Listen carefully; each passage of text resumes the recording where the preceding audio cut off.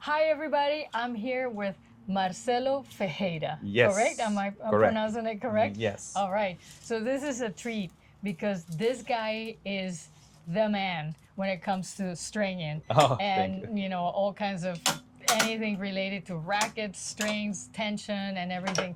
So I've seen Marcelo in some of the amateur tournaments that I've played, and it really impressed me how organized and the machines that you were using. So today I thought that I would ask you a few questions about stringing, about what types of strings are available, how a player should decide what string they should be using. So, but let's start with a little bit of your history. Oh, my history. How did you get to this country? Oh, I am from Brazil. Okay. I started to restring rackets when I has 11 years. Oh my God. Yes. Wow. I started when in my first job as the boy ball. I started to. You were a ball boy. Yeah, oh ball my boy. God. Yes. Where in Yes, the tournaments in Brazil? In Brazil, yes, and of course, in the young guy, play every day for the club customers, and I started to broke his string quickly one time per week, and I needed learning to restring rackets, but remember, I has 11 years. And it's impossible for me put my hands in the string machine, and I learned to restring rackets by myself, and I restring my rackets in my hand. Oh my God. I don't use the machine. Wow. And after some years, I don't remember how many years, I working for the first tennis pro shop in Ribeirão Preto. It's my city in Brazil. Yeah. And it's my first time I put my hands in the cracked machine, the Stringing old machine. Yeah, with the little. Yes, and I worked for 3 pro shops, and after the 3 pro shops, I opened my personal pro shop. Okay. And I make a promise for me. I'm the different job.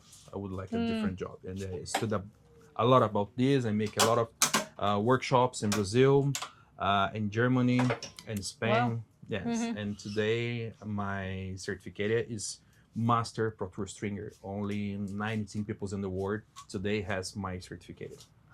Wow. So check that out. Only 19 people in the world have the certification that this guy has. Yes, and it is my responsibility to teach another stringers or club players, doesn't matter, in South America, Central America, and many years ago I received invited to come in here, to live in here in the United States, because the United States, honestly, has a lot of stringers, but don't has too much professional stringers. A lot of stringers here started to practice to restringer rackets in the YouTube or another guy, but not stood about this. And exists specific technique, specific knowledge about the tennis. And it's really hard you found the professional stringer in the United States, because today you has 24 million tennis players in the United States, but don't exist too much professional stringers.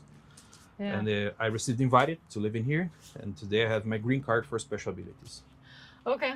Wow, that is so cool. So you brought your family, you have a couple of sons, you have your wife, and this is a business. Yes, it's a family business. It's a family business. Yeah. Honestly, my family in Brazil, my family here in the United States, working together in the restringer rackets. Okay. And do you like it so far living in the U.S.? Yes, I like living here. Honestly, I love living here. It's the new challenger for me, and I like the challenges. Nice. So tell me about that certification that you said only 19 people have that. What does it take to be certified like that? Yes, yeah. Honestly, it's a long process, and it's really hard. You need to study a lot, not about only the restringer rackets, but the techniques, the technology, not only the rackets, but the strings, customization. And the last levels, you need to study a lot about the math, about the physics, about the biomechanic, about the frequency.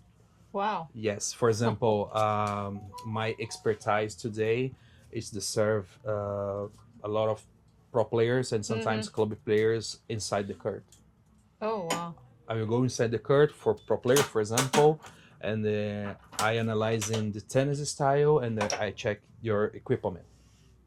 Yes. Wow. Yes. For example, the last year, one WTA player has a lot of injuries in the arms, and she can play more because the arm is so terrible.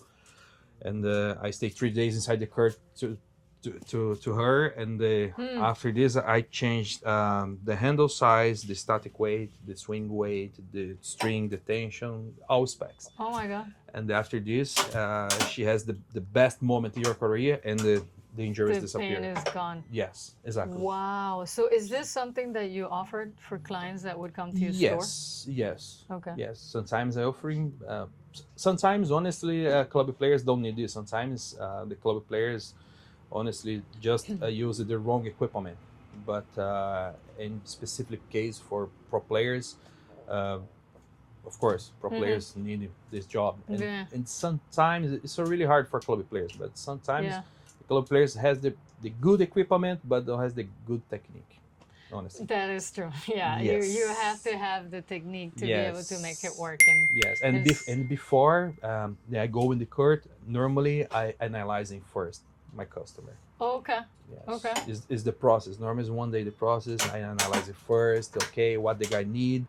I check the equipment, the setup is correct for my customer or not. Right. So this is something you get hired by the player. That, yes. You know, they fly you wherever they are, and you look at their game and their equipment and all that, and then you analyze it. Yes, exactly. Okay. Exactly. That's very cool. Yes, it's the job completely different. Honestly, don't exist too much people in the world that can make it this job.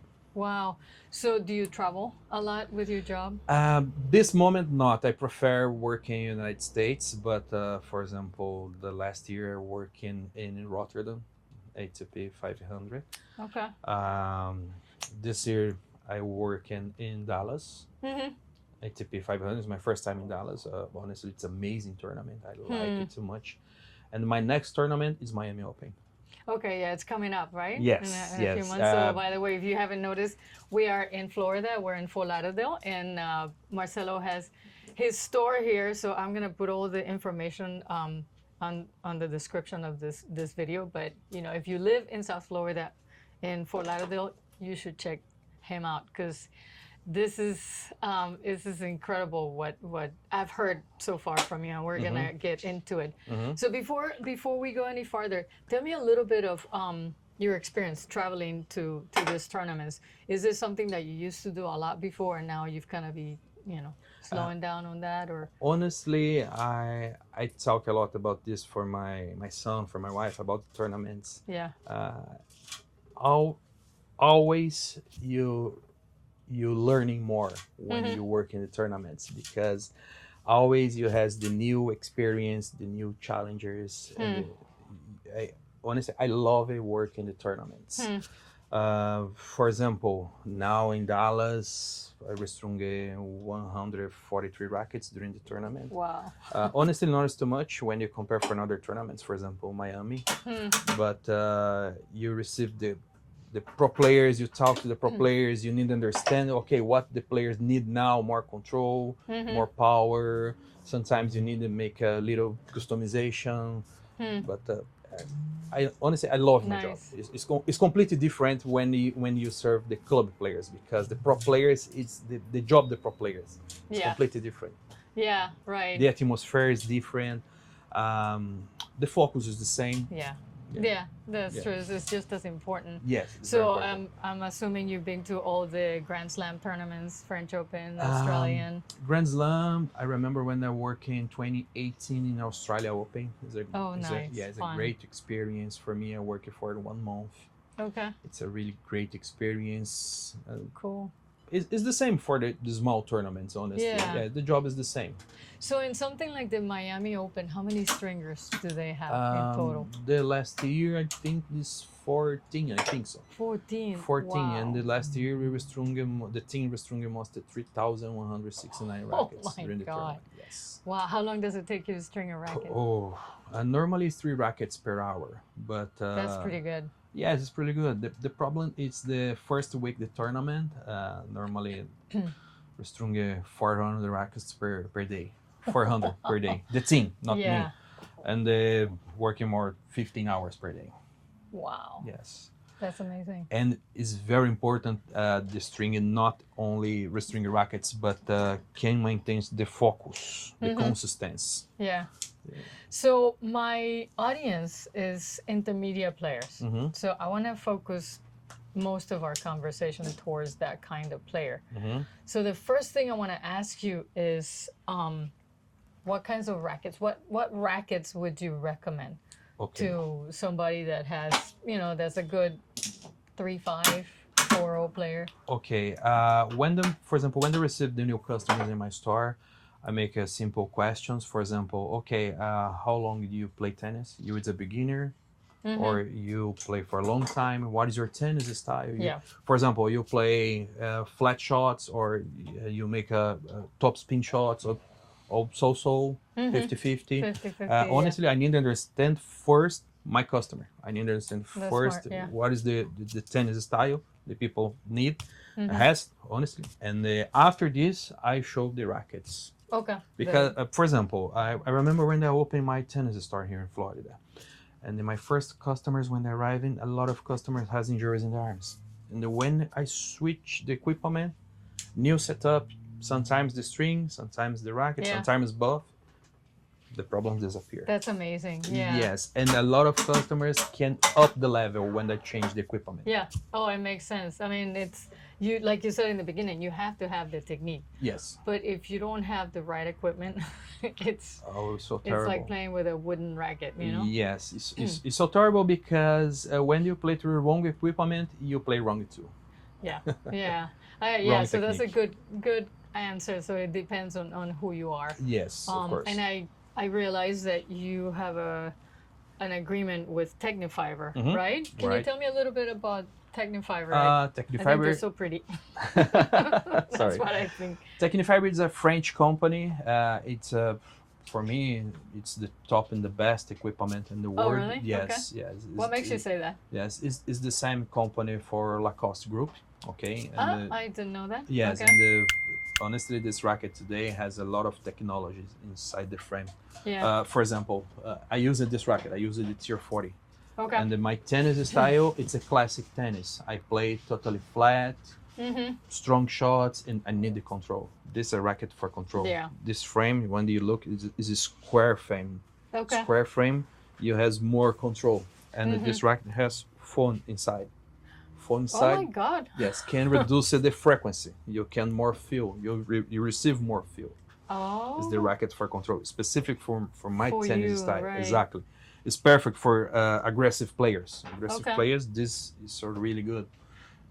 So I play with the Elevate from Diadem. Okay. What would you recommend if I were to, look at something from Tecnifibre? But tell me, you like your racket? I like my racket. You like it? What I love the most is the control, the fact that it lets me play, that is not like doing the job for me, which is one thing that I always tell everybody, and correct me if I'm wrong. You don't want the racket to be doing all the work, right? You want to be able to have a racket that forces you to have good technique, not something that you're going to touch the ball and it just takes up. Right? Right. So. Yes. Yeah. For example, I sometimes I receive customers here, and then about the questions I ask from my customer. Okay, you is a strong guy. You generate power. Yes, I generate power in my arms and in my swing. Okay, and why do you use the racket for power too? Because when you combine, you generate power. Okay. For your swing, and then you has the racket for power. You lose control. Yeah, you're gonna go powers out. And they lose control. The ball flies out. Yeah. And sometimes the player not make it the free movement, the clean movement, and shortly the movement, and it can't transfer the energy in the ball. Oh my God! And it started injuries in the arms. I so agree with that, because in my opinion, one of the worst habits that we all have is not finishing our strokes. Yes. And I think that has to do with exactly probably the equipment. If you don't trust that your racket is going to, help you keep the ball in the court, then you're not going to finish what you're doing, and therefore, all the mistakes. And about the Tecnifibre rackets, when you compare for your racket, I recommend it for you. This one, the T-Fight, it's a racket to compare for your racket. It's a racket when you has the mix for control and power. And power, exactly. So this pretty. racket has the specific technology. I will explain for you. This RS frame, not round, not square.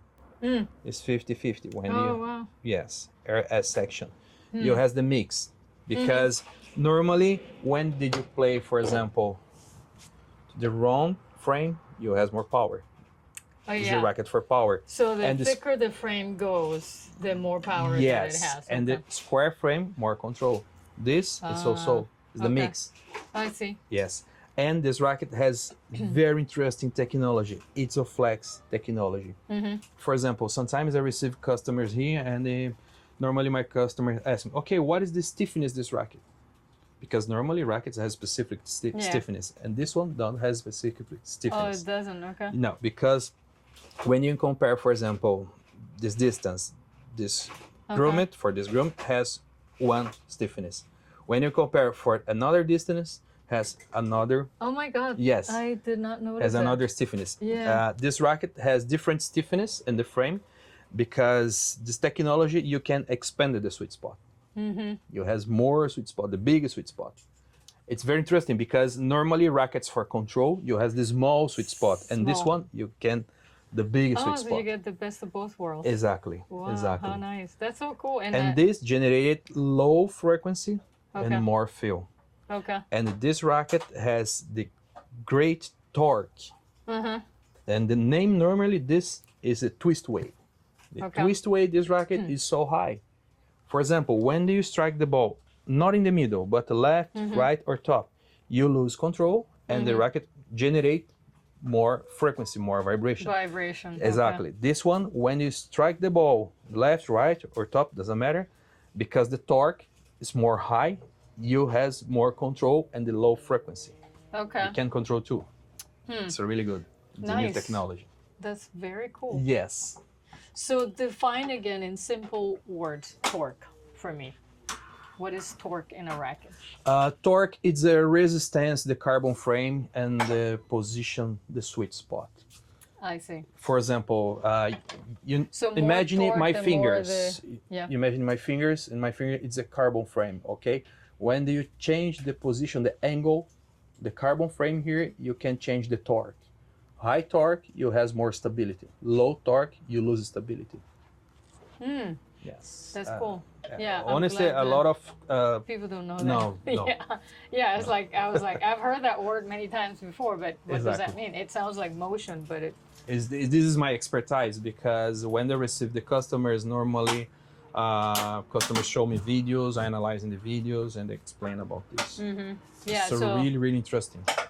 Yeah, so it would be good if somebody comes to see you to videotape yourself and then show you. That way you can make an intelligent decision on what they need, right? For example, the new generation, the pro players, like now the lighter rackets, not so heavy. Oh. Yeah, it's completely different for the old generation, the players. Like really exactly. Why the new generation preferred this one? Because the rally is too fast. It's so really hard for the pro players now, long swings, because when you make it a long swing, you lose the time. Yeah. Now, the new generation prefer the lighter rackets, but lighter rackets normally created high frequency. Yeah, that's the vibration, yes, right? but how you can change it? You can change it when you change the torque. The engineers change the torque, the rackets. The new frames now has a little bit more high torque. The old frames don't have this, normally low torque. Now you can play to the racket a little bit light, but more stability, low frequency. Very interesting. That's cool. So, all right. So one thing that it caught my attention, and I used to string rackets before, like a long time ago for a club.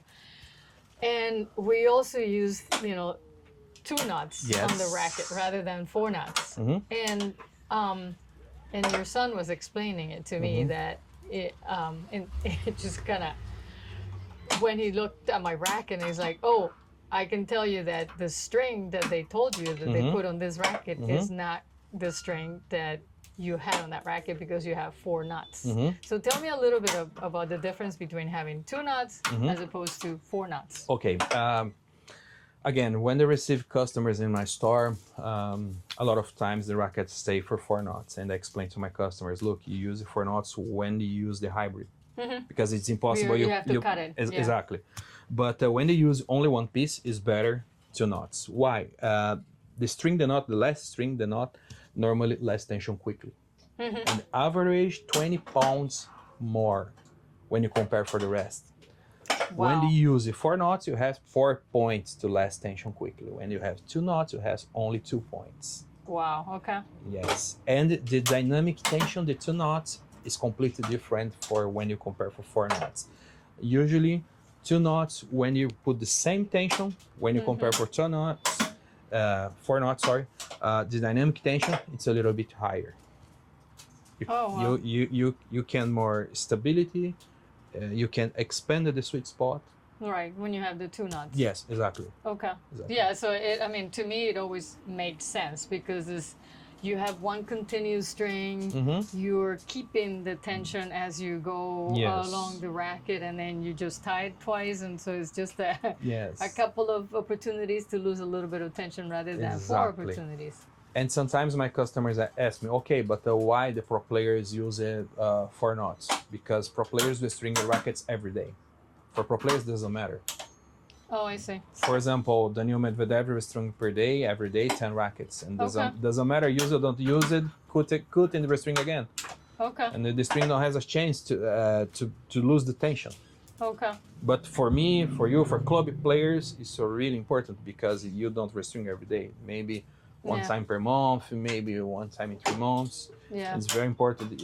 Your string can maintain the quality for a long time. For a long time, 2 knots is better. So let's talk about hybrid stringing. Okay. What is the point of hybrid stringing? Okay, depended what the player liked. For example, the last week I received a new customer, and he tell me like the comfortable but a little bit control.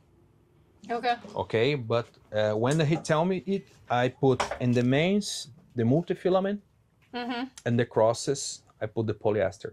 Right. Because he like it, he prefer the power and comfortable.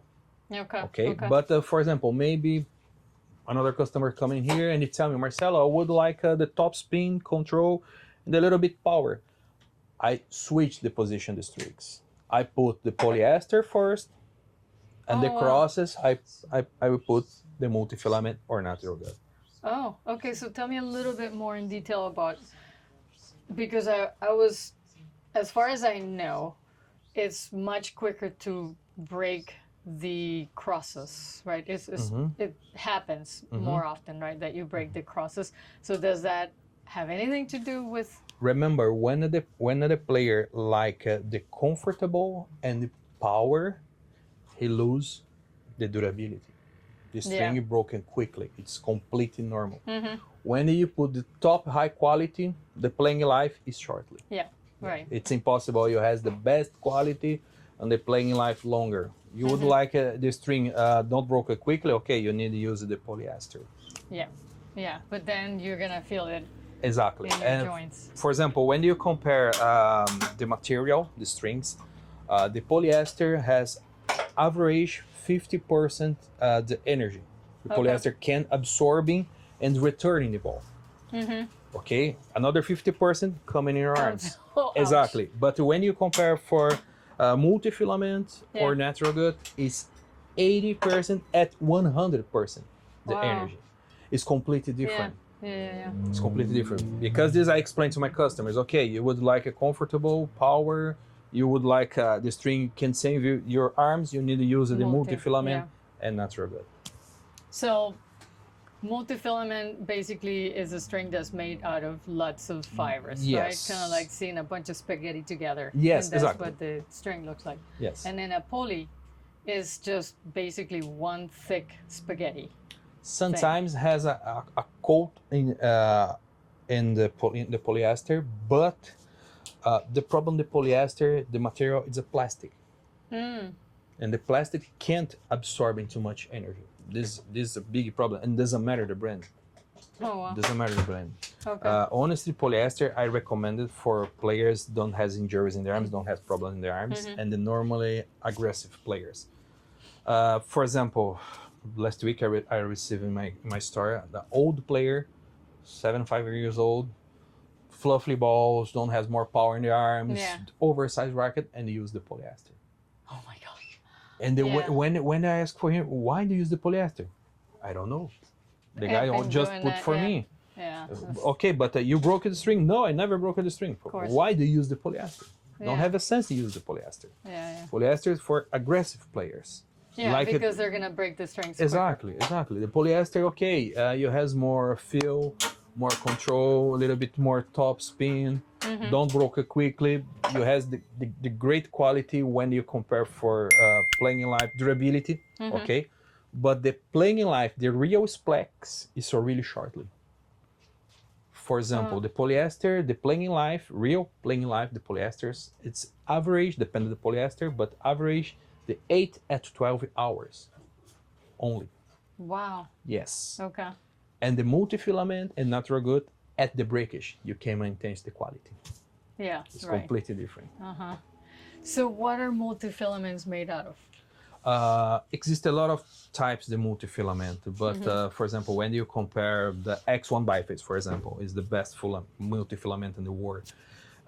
This multifilament has more 1,500 the filaments inside the one string. Okay. And the material is completely different. For example, the regular multifilament. Okay. The material, the X1 biphase, has the PA66. PA66, it's the material more soft. And the regular multifilament normally is PA6. It's more tighter. Not the same quality. It's more cheaper. Okay. Because the material, it's impossible. For example, you found the X1 biphase in a cheaper price. It's impossible. The material is completely different. Oh wow! So as far as polyester, do you have a favorite? Honestly, don't exist the best polyester. I use the ice cold because I like the ice cold. Ice cold is a soft poly, but honestly, don't exist the best polyester. It exists, for example, the best multifilament. It's the X1 biphase because it's similar for natural gut, and natural gut is the best string in the world. Oh yeah, of course. But then if you have the money to be paying for that, exactly, and it's expensive and then broken really quickly. Who makes the multifilament that you like?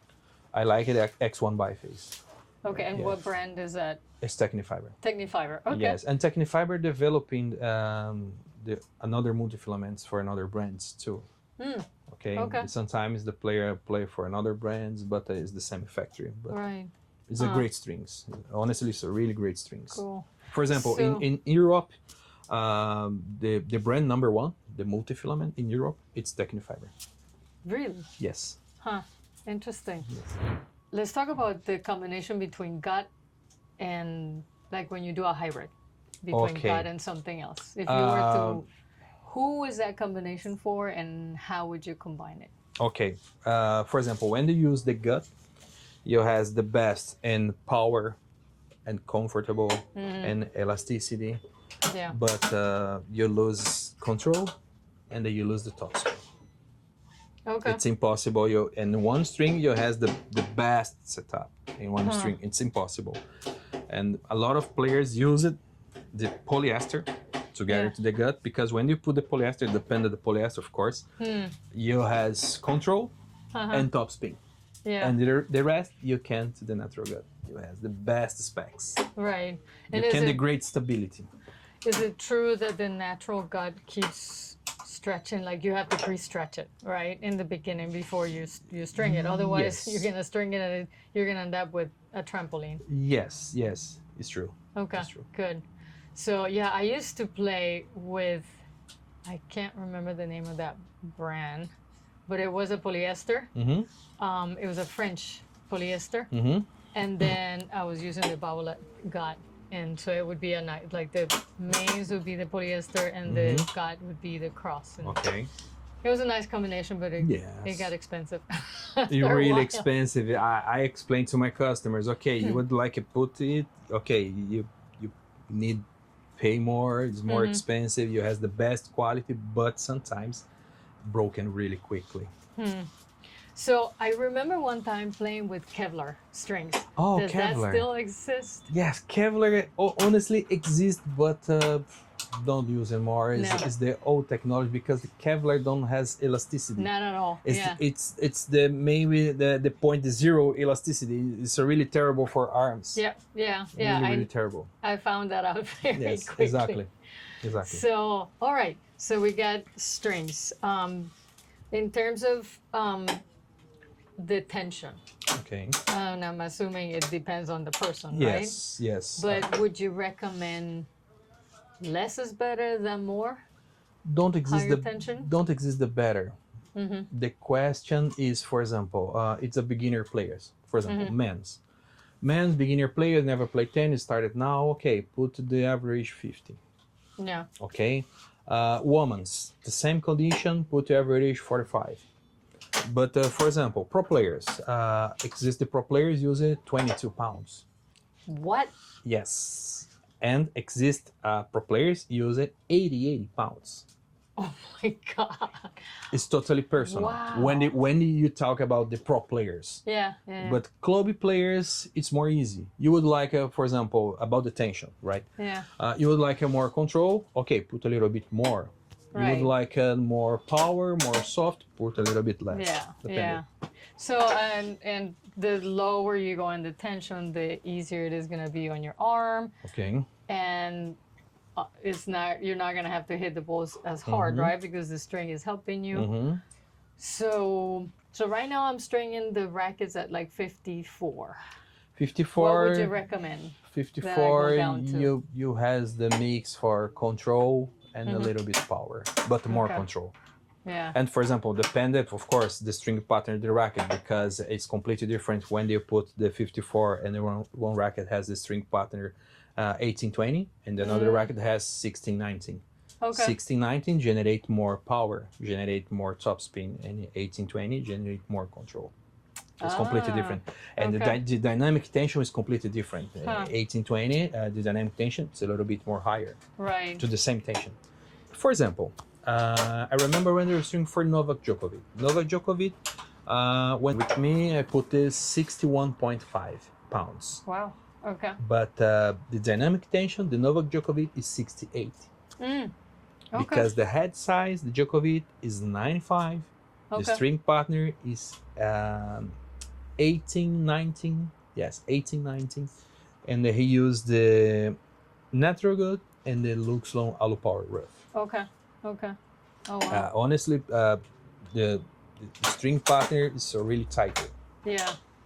So, correct me if I'm wrong, but it is my opinion that people should invest a little bit more time learning more about this and trying different strings to finally get to the point where this is the one that you like and that is good for your game, right? Not because you've been using this all your life and you trust what's familiar, right? So what would you advise to someone that has been playing with the same string, all their life? Let's say a multifilament. Would you suggest to try something a little different, or? This is a good question. I remember when I opened my tennis pro shop in the United States, my first customers, when they come in here, tell me the same. Okay, I don't talk about the brand, okay? But this string is the best because I read in the internet. And another customer, the same. No, because I read in the internet, this is the best. A lot of pro players use this one. Okay, but you is a pro player? No. This is the first question. The second is the best for why? What is your tennis style? Yeah. You don't play professional. You don't restring every day. Yeah. It's completely different. Your idea, your tennis style versus the pro player. Right. I explain this one for my customer. And normally, I need understand first the tennis style to my customer. Okay, you it's more aggressive, fluff flat, so. And after this, I recommended the strings. But again, for beginners, always multifilament or natural gut. Okay, I get that. So for an intermediate player, 35, Okay. 4-0, Okay. that's very powerful. What would you recommend? Okay. For example, polyester soft. Okay. Polyester soft, you has more feel, more control, and the noise is tighter because polyester soft has more elongament when you working in the machine. When you saw the pulling head working, for example, the polyester soft work a little bit more. It's more soft. So is there a brand that you like? Is there a style that you like, polyester soft?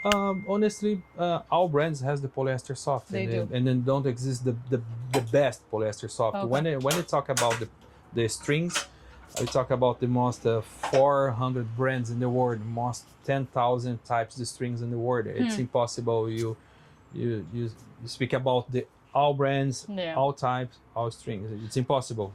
And polyester comes in 15, 16, 17 gauge still? Yes, Okay. yes, exists a lot of gauges, yes. Okay, yes. And what would you recommend? Because 16 is like the average, right? Okay, I recommend normally 17 or 17 gauge for polyester. Yes, or 16L, dependent. For example, maybe the player broken quickly, need to put 16L. 16L. Yes, so if you're don't break it too quickly. much. Don't break it too much. Using 17. 17. Okay, that makes sense because the thinner, then this is gonna hurt your arm. And normally the thinner has more elasticity when you compare for the 16. And so same case scenario, but this player has touch, doesn't have as much power. Then would you, I'm assuming, go to multifilament? Multifilament, yes. Multifilament because multifilament generate power, comfortable, and it can absorb in the energy and return in the ball. When the player has the fluffy shots and they use the polyester, the problem when you strike the ball not in the middle, created too much vibration. Oh, I see. Yeah, yes. right. And then because the it's a ball's plastic. Not gonna go anywhere. Exactly. Polyester is for aggressive players, honestly. Okay. And doesn't matter the technique, top spin or flat or mix, it's a polyester. And when would you recommend the hybrid to an intermediate player? I recommend the hybrid when the players like the mix for control and comfortable. Because, for example, when you put the polyester, you has more control, more top spin, more feel, but you lose the comfortable, you lose the power. And when my customers like this idea, I put the hybrid. Okay. So for someone like me that I break strings once a week. Once a week. Then would you recommend a combination between polyester and multifilament? Yes, it's possible. For example, you put in the mains, you put the Razor Soft. It's a great polyester and the soft polyester. And the crosses, you put the multifilament. Okay, that's cool. Yeah. All right, so is there anything that I haven't covered that you would like to... Oh, yes, I want to ask about this. Tell me. So not everybody's going to be able to come here and have the rackets restrung with you, right? But are there any suggestions that you can give to my audience when it comes to talking to the person that's stringing your racket? Is there anything that you can tell them, or is there any questions that you can ask to make sure that they're doing it correctly? No, yes, of course. Honestly, I received the message for a lot of people, so not for the United States, not only for the United States, but in a lot of cultures in the world, I receive the message every day. Really? Yes, really, okay. really. A lot of pro players, club players, sometimes players to play futures and challengers, sometimes the top players send the message. But I can't help it, everybody. Okay, I'm gonna make sure that I put your information, and people, you guys feel free to ask any questions. But when it comes to a stringer, okay, what are you looking for in a stringer? Let's say that somebody's in Oklahoma and they have this the stringer at home. What is it? First, check your stringer has the certificate. What certificate your stringer has? Unfortunately, in United States, I saw a lot of stringers has this the simple certificate, but it's only the paper, and inside the club or inside the tennis pro shop, because honestly, when I talk about the specific situation for stringers in the United States, a lot of guys, oh no, because I saw in the YouTube the guy working in the terrible techniques, honestly. Yeah. Yeah, that's the thing. Even though this is YouTube and we're filming this video, everybody is different, know. And you just because your style, it's kind of like another pro player. That doesn't mean that is exactly what you want to be doing. So that more of a reason for you guys to find a good pro at home, and take some lessons, and find a good stringer, right? That can tell you. It's very important. The tennis players understand, club players understand, because pro players understand that situation. When do you play to the right setup, the string, the racket, the tension, the frequency, the feel, change for completely. The sound, the ball, change for completely. And a lot of times you can up your level of tennis. Oh, definitely. Yes. So I'm assuming one of your suggestions would be to ask for a 2-knot stringing. Yes. Right? Rather than 4 knots. 4 knots only when you put a hybrid. Okay, right, yeah. What else would you suggest that they ask their stringer? The stringer? Yeah, when they take this. Honestly, study a lot. Okay. The stringers need to study a little bit more, participate in the workshops for stringers, participate in the tests. Yeah. Okay. I suggest it. I know that there's something called the double string, the double pull. That's something you don't want to be doing, right? That would be another suggestion to say, please do not double pull. Because these don't exist more. Yeah, good. Because that means, and I'm going to explain it. It's basically where you put the string and you weave it twice and then you pull it. Yes. So that's horrible.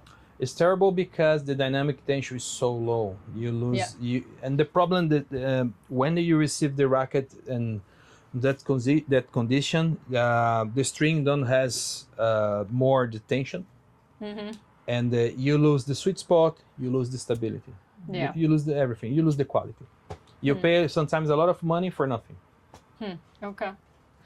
How about rackets? How often should anybody change the rackets? Again, the rackets or the strings? Okay, let's start with strings. How often should they, in case they don't break strings? Okay, the playing life, the strings for club players usually is 20 at 30 hours the match, or 3 months. Okay. And the racket depended how often the club player restring a racket, but the average, it's normal for one frame 150 times to restring a racket. So, okay. And dependent, sometimes it's 5 years, sometimes it's 10 years, sometimes it's 1 year. Right. Pro players honestly use the average, the 50 and the 60 rackets per year.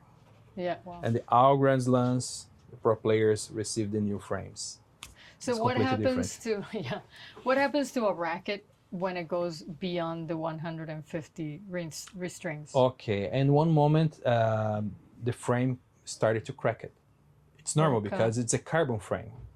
It's normal, and then one moment started to crack it, and when it started to crack it, the frequency change. The frequency change for high frequency, and more frequency coming in the arms. Into your arms. Yes. I receive, for example, sometimes customers in my store like the racket, but started to injuries and never changed nothing. Never changed the string, the tension, nothing.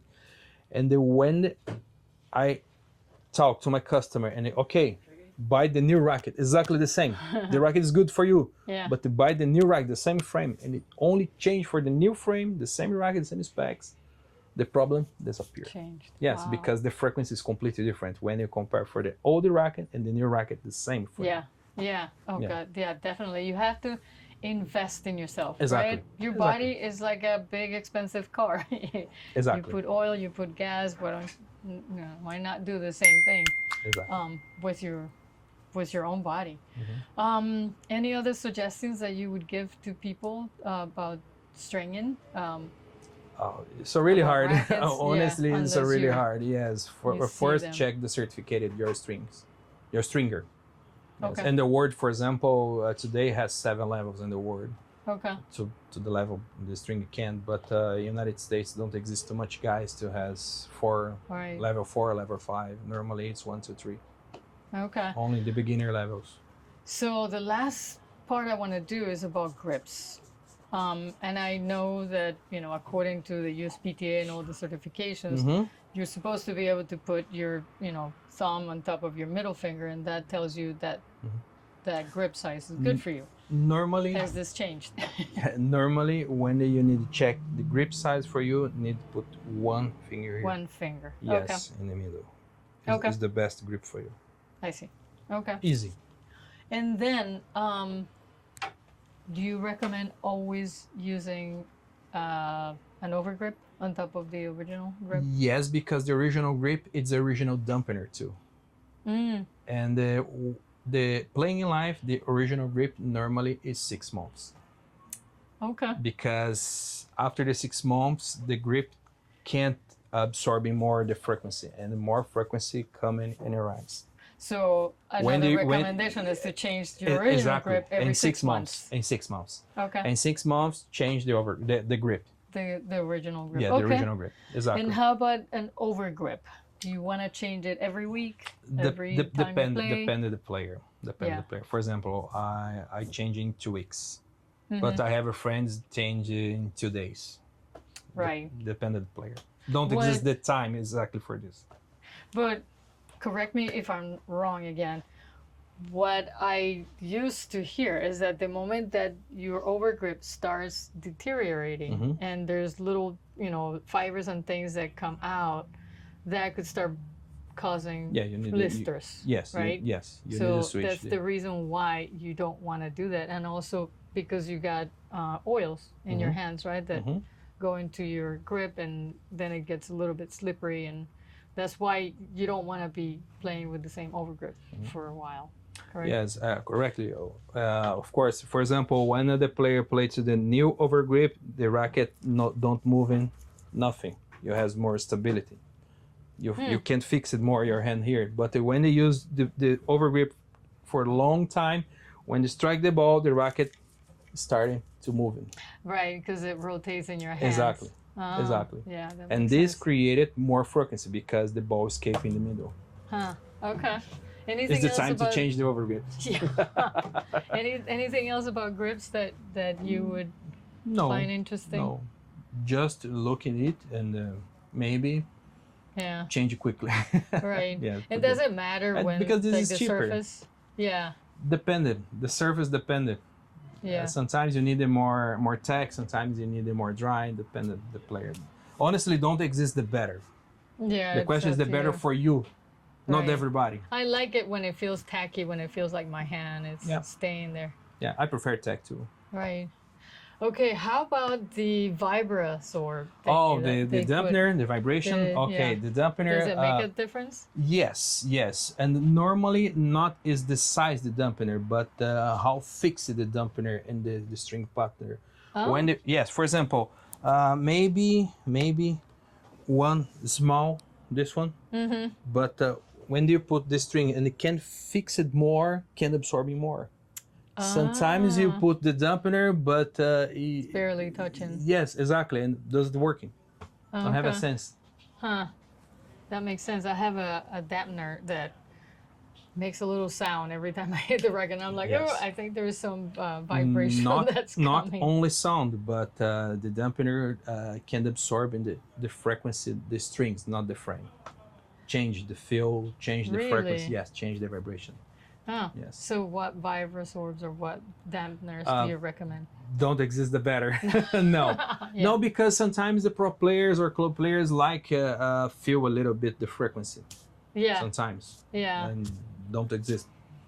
So the reason why I like a dampener is because I don't hear the ding, you know, when the racket hits the string. Me too. I hate right? it. I hate it. I feel like it absorbs some of the vibration, but it's more for the sound, and you know. Not only the sound, but to change the feel. Yeah. And the feel is frequency. Okay, I get it. All the frame, when they talk about the frame, the string, the tension, the mix, the totally is the frequency. And when you put the dampener here, change the frequency. Okay. I have one Italian machine, and this machine, I can put the specs, the racket, the string, the tension, and I can check the frequency in the frame. Wow. And they change for completely. That's amazing. Yes, it's amazing. Exactly. So before, like way in the past, and again, I'm dating myself. I don't remember who started doing that, but they used to put a rubber band in the bottom strings. Does that do the same thing? But we're a brand one in the string. Yeah. Oh, yes, bottom, working. Yes. Like here. Yes, working. So it does the same thing. Yes, working too. Yes, dependent. Okay. You fix it more. Okay, working. Oh. You don't fix it too much. Does it working? Okay. Yeah. And you want to put it down here, right? Yes. As far as I know, exactly. you don't want to be putting it up here. It's possible, legal, right? No, it's possible. It's possible. You put, for example, here, or here. Is it legal to put it on the sides? Yes, it's legal. But in the middle, it's impossible. Yeah, right. Because you're gonna be losing. But exists one problem. For example, maybe your dampener has 3 grams. For example, when you put 3 grams here, static, in movement, in swing weight, is 3 times more. Not it's 3, it's 9. Yes. Oh wow. In movement, it's 3 grams here, is 9. It's the same for 9. Wow, change for completely your swing weight. Huh. Exactly. Which makes me think about something else. Lead tape. Lead tape. When do you want to use lead tape? And is this something an intermediate player should be using? Honestly, I talk a lot of times about that situation for my customers, and I explain not only put the lead tape. Put the lead tape, it's easy. But what do you need? You need more control, or more stability, or more power, or more top spin, and depending the position you put the lead tape, you has more. It changes. Yes, change exactly. You has more control or more stability. Honestly, a lot of customers don't understand this process, and sometimes when you put the wrong position, you start to injure. It could mess up your exactly. It could mess up your wrist. I prefer when the customers would like a test this, come in, and talk to the professional stringer. Understand the process and put. Yeah. So I remember I used to have lead tape on the top. Okay. Which meant that the outside of the racket was gonna go through faster because of the weight that I have right now.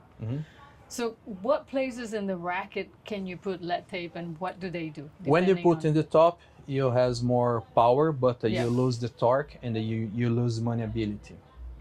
When you put in the sweet spot position, you receive more power, more stability, and a little bit top spin. Oh, okay. Yes. When you put in the middle, in the trough here, you has the same specs, change a little bit the swing weight, the balance, but you has your racket more heavy. Oh. And when you put in the handle, in the grip, your handle in the butt cap, you receive more control and more maniability.